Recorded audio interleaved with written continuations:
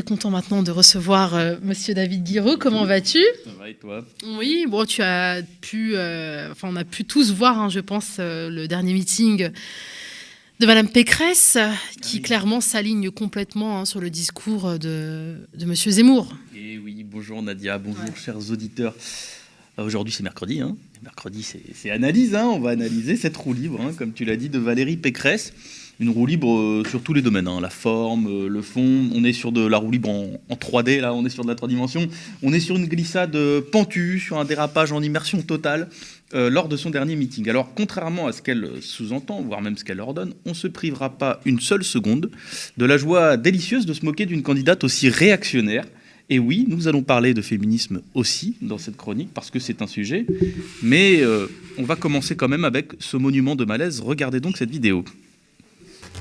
Mes chers compatriotes, de métropole, des Outre-mer et de l'étranger, enfin, nous voici tous réunis. Vous m'avez manqué!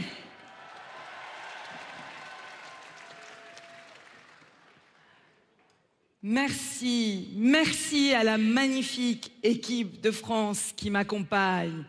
Bravo à elle! Merci à chacune et chacun d'entre vous de me donner votre énergie. Vous êtes toujours là. Votre affection me porte. C'est un privilège d'être votre candidat, de porter vos couleurs, même si, désormais, c'est au peuple de France que je dois me donner. Et c'est gênant, hein. Oui. Et oui, c'est gênant. C'est terriblement gênant comme introduction. Ça transpire la sincérité, hein, ce meeting de Valérie Pécresse avec ce « vous m'avez manqué » qui sonne plutôt comme un « je vais vous assassiner ». On dirait Voldemort un peu. Moi, franchement, si un jour ma copine me dit « vous m'avez manqué » comme sur ce ton-là, je fais mes valises, hein, parce que je sens que ça sent la rupture imminente. C'est pareil pour son merci, hein. Vous entendez merci, moi j'entends adieu, mais je suis peut-être paranoïaque, je sais pas. Moi j'entends vous êtes mal barré. Merci. Quoi qu'il en soit, Valérie Pécresse a de toute façon trouvé plusieurs parades pour justifier son crash, au risque de quelques incohérences, hein. Il paraît que c'était un problème de son. En fait, hein, cette histoire. En fait, quand Pécresse parle, elle nous explique que c'est parce que la foule est en délire, mais qu'on n'entend pas à la télé. Comme c'est bizarre. Hein. Alors la foule est en délire. Oui, ça allait sur mute. Ils ont coupé son micro. Alors bon, la foule est en délire, oui, mais vraiment en folie. Sauf que Pécresse dit aussi, je la cite, que la salle était dure à prendre. Donc on comprend pas trop si elle était en folie ou si elle était dure à prendre. Visiblement, il y avait deux espaces-temps de réalité dans le même meeting. Mais bon, de toute façon, Pécresse l'a dit, même si elle a fait un super discours, c'est pas une oratrice en fait, c'est elle-même qui le dit. Parce que vous comprenez, Valérie Pécresse, c'est une faiseuse. Une faiseuse, oui, c'est quelqu'un qui va faire, hein, elle le dit, je la cite, qui va faire quoi, on ne sait pas trop. On sait juste qu'elle fait. Elle fait des phrases creuses et vides, elle fait surtout ça, elle fait du marketing, et c'est pour ça qu'au lieu d'un meeting, peut-être qu'elle aurait pu se contenter d'un PowerPoint. On se serait peut-être moins ennuyé, ça aurait été un peu plus concis et précis comme propos. Et moins cher. Ah oui, moins cher. Oh, quoique tu sais, il y a des PowerPoint, certaines boîtes les vendent très cher. C'est vrai. Mais ça tombe bien d'ailleurs parce que même si au final son meeting était sublime, hein, selon Valérie Pécresse, elle ne compte plus trop en faire. C'est bizarre aussi comme réaction. Et puis c'est de la faute des autres en fait. C'est les autres. Regardez comme elle le dit. Macron faisait ses premiers meetings, lui aussi il était nul hein, quand il faisait ça. Alors oui, c'est vrai, Valérie Pécresse, Emmanuel Macron était mauvais, mais ça n'annule pas la prestation de dimanche dernier, au contraire. Et puis il y a quand même quelque chose dans cette affaire qui me chagrine et que peu de gens ont souligné. C'est d'abord l'effondrement de la qualité oratoire des responsables politiques, parce que elle a beau faire le Calimero, Valérie Pécresse, elle ne sort pas de l'œuf. Elle a été élue députée en 2002, c'est-à-dire il y a 20 ans. Elle a été ministre à plusieurs reprises, elle a même été porte-parole du gouvernement. Vous avez entendu ? Porte-parole. Parce que c'est vrai que prendre la parole en meeting, je l'avoue, c'est pas simple, mais pour elle. Non, pas toi, Valérie Pécresse, pas les arguments du soi-disant débutant, pas maintenant, pas après tout ce que tu as fait. Valérie Pécresse, il faut s'en rendre compte, a littéralement été payée pour porter la parole de son parti, de la nation ou de son gouvernement pendant des années. C'est censé être une professionnelle du discours, Valérie Pécresse. Alors, désolé si je me fous un peu d'elle, parce qu'en réalité, elle a pris la parole, Valérie Pécresse, dans sa vie, mais seulement dans les salons parisiens, dans les hémicycles bourgeois, dans les sphères où son pouvoir était indiscutable, mais là, revoilà redevenu rikiki lorsqu'il s'agit de parler à une échelle de masse. Valérie Pécresse n'incarne probablement pas la France, mais ce qui est sûr, c'est qu'elle incarne une classe politique complètement bureaucratisée, qui n'a plus l'habitude de s'adresser aux Français à une échelle de masse. On a connu pourtant, et on connaît encore, dans beaucoup de styles différents, de grandes oratrices dans de nombreuses organisations différentes, ou dans plein de domaines, à droite comme à gauche. Alors ce qui explique le ridicule de Pécresse, c'est aussi, et c'est peut-être surtout, qu'elle a elle-même mobilisé tous les symboles de la société patriarcale et de la personnalisation de la politique. Et elle s'est piégée elle-même dans cette caricature-là. Regardez simplement la mise en scène, elle est colossale. On y a vu les 3 gigantesques couleurs du drapeau français qui convergent vers le centre.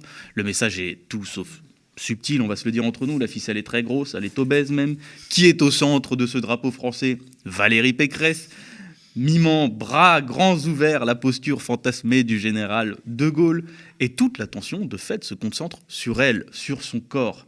À titre de comparaison, quand vous regardez les meetings, par exemple, d'un Mélenchon, il y a souvent d'autres sujets d'intention que juste le corps de la personne qui parle. Il y a des écrans, il y a même des odeurs, c'est ce qu'on avait fait il n'y a pas très longtemps. Idem pour des candidates qui optent pour des formats beaucoup moins grandiloquents. Je pense à Taubira ou Hidalgo ou plein d'autres. Ce que je veux dire, c'est que c'est un choix politique d'avoir mis autant d'énergie à surjouer la personnalisation et la grandeur d'âme de la personne qui parle. Et c'est justement ce décalage entre ce choix-là, scénaristique, et la médiocrité de la performance de Pécresse qui fait briller, qui sublime le ridicule de la situation. Et puis, puisqu'on parle de féminisme, il faudrait aussi relever que le discours de Valérie Pécresse est truffé de références un poil sexuelles, voire carrément sexistes. Parce que, franchement, qu'est-ce que ça veut dire quand elle dit, je la cite, « C'est au peuple de France que je dois me donner ». David, on est en campagne électorale ou sur Tinder là Est-ce que vous avez vu le regard qu'elle fait face caméra au moment où elle dit ça ? C'est limite si elle te met pas la pression pour que toi tu la sexualises. Et vous allez me faire croire que c'était pas prévu, ça peut-être. Bah non, c'était prévu. Et pour conclure sur la forme, oui, il y a évidemment du sexisme en politique. Il y a du sexisme dans la manière de traiter la candidature de Valérie Pécresse, assurément. Mais Valérie Pécresse, dans ce meeting, a elle-même utilisé à fond tous les codes sexistes du moment. C'est une leçon au jeu de l'hyper-présidentialisation et de la figure paternaliste de la politique. Les femmes n'ont que très peu de chances de l'emporter, même si parfois elles peuvent y arriver. Alors il faudrait peut-être plutôt se demander s'il ne faut pas changer la règle du jeu plutôt que d'essayer de s'insérer dedans. Mais enfin, on ne va quand même pas en rester à la forme, d'autant que le dernier candidat ridicule s'appelait Emmanuel Macron et que beaucoup l'ont souligné, ça ne l'a pas empêché de gagner. Alors le sujet important, ça reste le fond du discours de Pécresse, et regardez comme c'est atroce. Nous ferons les réformes des retraites, de l'État et de l'assurance chômage que ceux qui nous dirigent n'ont pas eu le courage de mener. Dans la Nouvelle-France, celui qui touche le RSA donnera chaque semaine 15 heures d'activité à la société. Serons-nous une nation unie ou une nation éclatée ? Face à ces questions vitales, pas de fatalité, ni au grand déclassement, ni au grand remplacement. Eh ben c'est carnaval chez Pécresse, je crois. On se fait plaisir entre réactionnaires. Première mesure, un travail obligatoire en échange du RSA. Et oui, allez les gueux, au boulot. J'ai pas pris l'extrait, mais je tiens à préciser que dans cette soi-disant, dans ce passage juste avant, Pécresse prend pour exemple une grande figure de la droite. Je vais la citer, accrochez-vous. Bon, alors elle le dit avec son style, je le fais pas, mais souvenez-vous de l'avertissement prémonitoire lancé par François Fillon. Et oui, ils ont de l'humour à droite, ils ont quand même un peu d'audace. Il en faut du courage pour citer comme exemple de la lutte contre l'assistanat un homme poursuivi pour complicité de recel d'abus et de biens sociaux. Et en examen. Il est mis en examen. 135 000 €, quand même, l'emploi présumé fictif de Pénélope Fillon, c'est pas mal. Et c'est lui qui est cité comme exemple de lutte contre l'assistanat. C'est comme si Thanos était cité pour parler de croissance démographique. Celle-là, elle était technique, pour ceux qui connaissent pas trop l'univers Marvel. Quel bonheur d'être de droite, quand on peut cracher au visage de ceux qui ne gagnent que 500 € par mois pour gratter des voix. Dans le monde merveilleux des libéraux, être pauvre, ça doit être puni. Voilà, c'est ça qu'ils essayent de nous dire. Et elle est loin, du coup, très très loin, la fameuse droite sociale. Tellement loin qu'on ne voit plus qu'une droite d'extrême droite, en fait, car dans son discours, Pécresse se jette dans la frange raciste, le grand remplacement, une théorie autrefois maniée par des terroristes, comme Brenton Tarrant. se balade désormais de bouche en bouche, de Camus à Zemmour, de Zemmour à Ciotti, de Ciotti à Pécresse, ce qui me fait penser que le racisme est aussi contagieux que le Covid en ce moment en France. Mais c'est pas la seule référence, et c'est peut-être ça le pire, d'extrême droite, maniée avec une certaine élégance par Pécresse. Il y a aussi cette expression, les Français de papier, citée dans son meeting. Alors, les Français de papier, c'est une expression qui a une histoire, que le Monde a bien rappelé. Je vais vous citer ce petit passage de l'article du Monde parce que je le trouvais très bien écrit. Je vous le lis. À l'origine, l'expression « français de papier » timbré à l'époque serait apparue sous la plume de l'essayiste Albert Monniot, collaborateur de La Libre Parole, le journal antisémite d'Édouard Drummond. Elle désignait alors les juifs d'origine étrangère ayant obtenu la nationalité, après demande faite sur papier timbré, c'est pour ça qu'on appelait ça juifs de français de papier timbré, rappelle l'historien Emmanuel de Bonneau. Dans son pamphlet antisémite « La France juive » en 1886, Drummond décrit les juifs comme « français de nom et non de cœur ».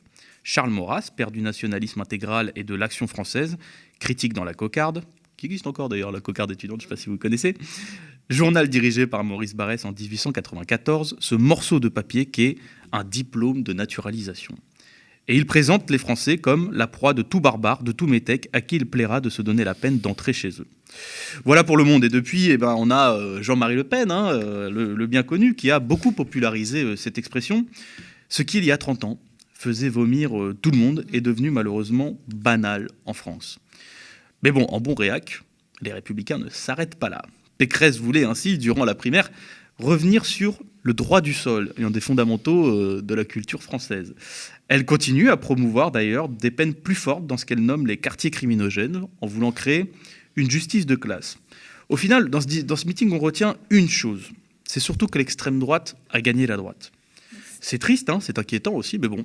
On essaye de garder espoir pour une raison simple, c'est que l'extrême droite a peut-être gagné la droite, peut-être même un peu le centre, mais la droite, le centre et l'extrême droite sont encore loin d'avoir gagné les élections qui arrivent. Allez, aux urnes, citoyens.